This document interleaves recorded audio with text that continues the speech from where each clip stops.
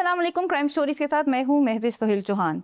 आज जो स्टोरी हम आपके साथ शेयर करने जा रहे हैं वो बहावलपुर की है। बहावलपुर की एक खातून जिन्होंने अपने 2 जवान बच्चों के साथ मिलकर अपने मियाँ का कत्ल कर दिया, जिसमें उनके साथ उनका लवर भी मौजूद था। ये क्या स्टोरी है, कैसे ये वाकया हुआ, कब ये वाकया हुआ, इस पे हम जानेंगे। हमारे साथ मौजूद हैं आमिर मजीद। अस्सलाम वालेकुम आमिर। वालेकुम अस्सलाम। आमिर, क्या स्टोरी है, कैसे ये वाकया पेश आया, कब आया, क्या डिटेल्स हैं आपके पास? मैं भी ये 29 अप्रैल का वाक़या है और जो मरने वाला शख्स है इसका नाम अब्दुल मजीद है। होता कुछ यूँ है कि 3 मई को, 29 अप्रैल का वाक़या है, 3 मई को शबाना नामी एक खातून पुलिस को इत्तला देती हैं और ये कहती हैं कि उनके वालिद साहब जेल से छूट कर आए हैं, वो लापता हैं। उनको 3-4 दिन से कॉल्स मुसलसल की जा रही हैं लेकिन उनका नंबर मुसलसल बंद जा रहा है। पुलिस जो खातून शबाना है उनकी कॉल पर फौरी एक्शन लेते हुए उनके घर पहुंच जाती है। अच्छा, घर है ये बस्ती कुबरा का इलाका है, ये भावलपुर का इलाका है बस्ती कुबरा। वहाँ पहुंच जाती है पुलिस। जब वहाँ पर पहुंचती है तो देखती है कि वो कमरा जिसके अंदर मकतूल रहता था, मतलब जो कमरा मकतूल का था, अब्दुल मजीद का था, उस पर ताला लगा हुआ है। पुलिस ताला तोड़ती है। जब ताला तोड़ती है तो देखती है एक चारपाई पड़ी हुई है, फर्श जो है वो उखड़ा हुआ है, खुदाई हुई है और करीब में रेत पड़ी हुई है, सीमेंट पड़ा हुआ है और कुछ ईंटें पड़ी हुई हैं। पुलिस को शक होता है और पुलिस जो है जो खुदाई वाली जगह है उसको खोदना शुरू करती है। अच्छा। जब उसको खोदा जाता है तो अंदर से एक संदूक निकलता है और संदूक के अंदर मकतूल अब्दुल मजीद की गली सड़ी लाश, मैं आपको अब बता रहा हूँ, गली सड़ी लाश मिलती है। पुलिस वहाँ पर मौजूद जितनी भी अफराद हैं, जिसमें मकतूल की बीवी, उनकी 2 बेटियां, बेटा, उनकी नानी भी वहाँ पर उस वक्त मौजूद होती हैं। अच्छा। मतलब ननियाल वाले भी मौजूद होते हैं। जब पुलिस जाए वो पहुँचती है, उनको हिरासत में ले लेते हैं और हिरासत में लेने के बाद तहकीकात का आगाज़ किया जाता है। पुलिस वो खातून जिनका नाम शबाना जो इत्तला देती हैं उनको भी थाने बुला लेती है। शबाना बताती है कि 29 अप्रैल को उसकी छोटी बहन ने उनको रात को फ़ोन करके बताया था कि उसने अपनी एक और छोटी बहन, वालदा, भाई और एक मुबैना तौर पे उनकी वालदा का लवर था जो डीजी खान का बताया जा रहा है रहने वाला है, उन्होंने मिलकर अब्दुल मजीद को कत्ल कर दिया है। शबाना के मुताबिक उन्होंने फ़ौरन अपनी वालदा को कॉल की, उनसे पूछा कि बता रही है छोटी बहन कि अब्बू को कत्ल कर दिया है। आगे से वालदा जिनका नाम बशीरा बीबी है वो ये कहती हैं कि नहीं, ऐसा कुछ भी नहीं है, तुम्हारी बहन झूठ बोल रही है। असल में हमने बीमा पॉलिसी करवाई हुई थी, उसके 3,60,000 रुपये आए थे और तुम्हारा बाप 2 लाख रुपए लेकर कराची फरार हो गया। अच्छा। तो शबाना समझती है कि शायद ऐसा कुछ हुआ हो, वाकई वालिद जो है वो कराची चले गए हों 2 लाख रुपए लेकर, क्योंकि लड़ाई झगड़ा रहता था बशीरा बीबी का अब्दुल मजीद के साथ, लड़ाई झगड़ा रहता था। अच्छा, 1 दिन 2 दिन गुजर जाते हैं। शबाना मुसलसल अपने वालिद से रब्ता करने की कोशिश करती है, वालिद कॉल अटेंड नहीं करते हैं और फिर वो घर जाती है और घर जाकर जब मालूम करती है तो वहाँ पर वालदा और बहनें उनको कोई वाज़ेह जवाब नहीं देती। अच्छा आमिर, मुझे ये बताएं कि अब्दुल मजीद जो हैं वो जेल क्यों गए थे और क्या कोई FIR भी हुई थी उन पर? बिल्कुल, मैं इस कत्ल की वजह क्या थी मैं आपको उसी तरफ ले जाना चाहता हूँ। इस वाक़े से चंद रोज़ कबल, बल्कि हम कह दें कि 1 माह कबल, अब्दुल मजीद के खिलाफ एक FIR कटती है थाना बगदाद अल जदीद में और उसमें जो मुद्दई होती हैं वो उनकी बीवी होती हैं, बशीरा बीबी। और ये मुकदमा 354 जो पाकिस्तान पीनल कोड की दफ़ा है उसके तहत जो है वो दर्ज किया जाता है और उसमें और ये हैरेसमेंट का जो है वो दफ़ा लगी है। मैं आपको बता रहा हूँ, उसमें बशीरा बीबी यह मौक़िफ़ इख्तियार करती हैं कि उनके शौहर उनको मारपीट करते हैं और मारपीट क्यों करते हैं कि वो उनको मोबाइल के इस्तेमाल से रोकते हैं। ना सिर्फ उनको, उनकी बेटियों को, उनके बेटे को मोबाइल के इस्तेमाल से रोकते हैं और अगर वो नहीं रुकते तो वो उनको तशद्दुद का निशाना बनाते हैं। अच्छा। पुलिस जो है, जी मैं बता रहा हूँ कि बीवी अपने शौहर के खिलाफ मुकदमा दर्ज करवा रही है, पुलिस मुकदमा दर्ज कर रही है। उसके बाद अब्दुल मजीद को गिरफ्तार किया जाता है और गिरफ्तार करने के बाद जब उसको अदालत में पेश किया जाता है, जज दोनों पार्टियों के जो है बयानात हैं वो सुनते हैं, जो उनके दलाइल हैं वो सुनते हैं और अब्दुल मजीद को जेल कस्टडी कर दिया जाता है। अच्छा। फिर अब्दुल मजीद क्योंकि लावारिस तो होते नहीं हैं, तो उसका भी एक ख़ानदान था, भाई थे, बहनें थी, दोस्त यार थे, और वो फिर कोशिश करते हैं और अब्दुल मजीद को जेल से बाहर निकलवाते हैं। बेल पर आता है अब्दुल मजीद जेल से बाहर, और जैसे ही बेल पर वो वापस आता है, अपने घर आता है, और चंद दिन के बाद ही उसको कत्ल कर दिया जाता है। अच्छा आमिर, मुझे ये बताइएगा कि ये कत्ल किया कैसे उन्होंने?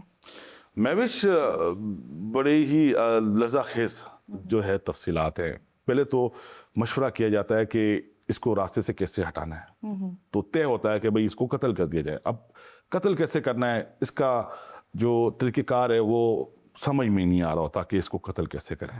फिर तय ये होता है कि चाय में नशावर चीज़ मिलाकर देंगे, और ऐसा ही होता है कि 29 अप्रैल की रात को पहले चाय के अंदर नशावर गोलियां मिलाकर दी जाती हैं, और जब वो चाय पी लेता है और नीम मदहोशी की हालत में आ जाता है, तो अब्दुल मजीद की जो बीवी हैं बशीरा बीबी, वो उसके पाँव बांधती है एक दुपट्टे की मदद से।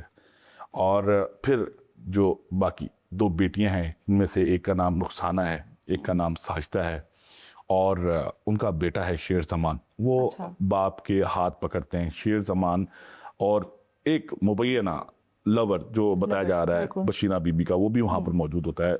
उसके मुंह पर तकिया रखकर उसको कत्ल करने की कोशिश करते हैं, लेकिन थोड़ा सा तंदुरुस्त व तवाना होता है अब्दुल मजीद। वो बार बार कोशिश करने के बावजूद भी मर नहीं रहा होता। अब टेंशन बढ़ती जाती है कि ये तो मर नहीं रहा। पहले 5 मिनट तकिया रखा, नहीं मरा, फिर 5 मिनट तकिया रखा, नहीं मरा, फिर 5 मिनट तकिया रखा, फिर नहीं मरा। फिर सोचती हैं अब करें तो करें क्या। फिर ये तय किया जाता है कि घर में कुल्हाड़ी तो पड़ी हुई है, वो कुल्हाड़ी से अब्दुल मजीद के टुकड़े किए जाते हैं। इतनी बेदर्दी से? जी बिल्कुल। और जिस तरह मैंने आपसे कहा कि थोड़े से तंदुरुस्त तवाना होते हैं, वो फिर भी अपने आप को बचाने की कोशिश करते हैं, लेकिन नशे में होता है। बंदे वहां पर 5 मौजूद हैं, वो अकेला, और आंखों के सामने देख रहा है कि जो कुल्हाड़ी चला रहा है वो बेटा है। देख रहा है कि जब वो अपने बेटे से कुल्हाड़ी छीनने की कोशिश कर रहा है तो बेटियां रोक रही हैं, जो बीवी है वो रोक रही है। उसने बड़ी कोशिश की अपने आप को बचाने की, लेकिन कुल्हाड़ी के पे दर पे वार करते हैं और उसको मौत की नींद सुला देते हैं। फिर अब आगे करना क्या है इस लाश का? कत्ल तो कर दिया, फिर उसकी प्लानिंग उन्होंने की। फिर उसकी प्लानिंग करते हैं कि अब इसको कैसे करें। तो तय किया जाता है कि मैंने जैसे आपको पहले बताया कि अब्दुल मजीद लावारिस नहीं था, उसके भाई भी कुर्बो जवार में रहते हैं, खानदान पूरा रहता है। उन्होंने कहा कि जनाजा कैसे कराएंगे, लोग पूछेंगे कि कैसे मर गया। पहले तो ये था ना कि नशावर कोई चीज़ देते हैं, उसके बाद तकिया मुंह पे रखेंगे, मर जाएगा, तो बोलेंगे रात को सोया था, नहीं उठा, इंतकाल कर गया। अब और किसी भी मौत का अगर आप मेडिको लीगल एग्जामिनेशन अगर आपने कभी पढ़े हों, तो उसमें एंड में यही आता है कार्डिक अरेस्ट की वजह से बंदा इंतकाल कर गया। तो जब ये नहीं हुआ और उन्होंने कुल्हाड़ी के वार से उसको मारा, तो अब तो कुछ नहीं हो सकता था। लाश बाहर लेके जाएंगे, लोगों को बताएंगे, तो लोग पूछेंगे कि किसने हमला किया, तो पता चल जाता था। फिर उन्होंने कहा कि इसकी लाश को यहीं इसी के कमरे में जिस चारपाई पर वो लेटा हुआ है, जिस पे उसके टुकड़े किए गए हैं, वहीं पर उसके नीचे दफन किया जाएगा। एक संदूक का इंतजाम किया जाता है। अच्छा, वो संदूक क्या होता है कि बेटी की जहेज में एक संदूक खरीदा जाता है, जिस तरह टीन की होते हैं, संदूक होते हैं जो जहेज में अमूमी तौर पर दिए जाते हैं, उसके अंदर उसकी लाश को रखा जाता है। फिर एक और परेशानी होती है कि जल्द से जल्द इसकी लाश को डिकम्पोज कैसे किया जाए। तो बेटा आइडिया देता है कि करीबी वाक़े जो दुकान है वहां से तेजाब लाया जाए। अच्छा जी। फिर उसके बाद अब्दुल मजीद की जो लाश है, जो संदूक के अंदर पड़ी होती है, उसके कपड़े उतार लिए जाते हैं। जो चादर थी पड़ी हुई चारपाई पर, वो उतार ली जाती है। जो रस्सी है वो हटा ली जाती है। फिर उसके जो नंगे जिस्म पर तेजाब फेंका जाता है ताकि वो लाश जल्द अज जल्द गल जाए। उसके बाद खुदाई की जाती है, और खुदाई करने के बाद वो संदूक जो है नीचे दबा दिया जाता है। फिर एक और मसला कि घर में तो लोगों का आना जाना है।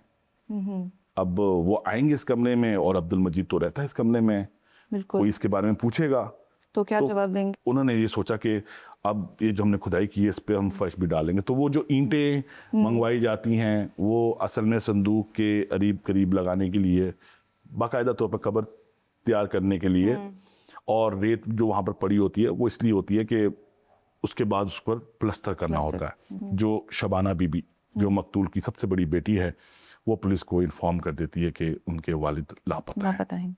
अच्छा आमिर, अब क्योंकि वो लोग सारे पकड़े गए हैं और जुर्म जो है उन्होंने कबूल भी कर लिया है, तो अब फर्दर क्या इन्वेस्टिगेशन जो है वो पुलिस की तरफ से हो रही है? मैं भी लाश बरामद होती है मकतूल अब्दुल मजीद के कमरे से, और उस वक्त उस घर में, जिस तरह मैंने आपको पहले बताया कि मकतूल की बीवी, बेटियां, बेटा और इवन कि उनकी नानी भी वहाँ पर मौजूद होती है। ख़ानदान इकट्ठा हुआ होता है, पुलिस सबको हिरासत में लेती है, और जैसे जैसे पूछगिछ होती है तो जो मुल्जिमान हैं वो अपना जुर्म जो है वो कबूल कर लेते हैं। इसमें 4 जो अफराद हैं इसमें बराह रास्त नामजद हैं। ये मुकदमा इल्ज़ाम नंबर 677/26 है, थाना बगदाद अल जदीद है, और इसमें दर्ज किया गया है।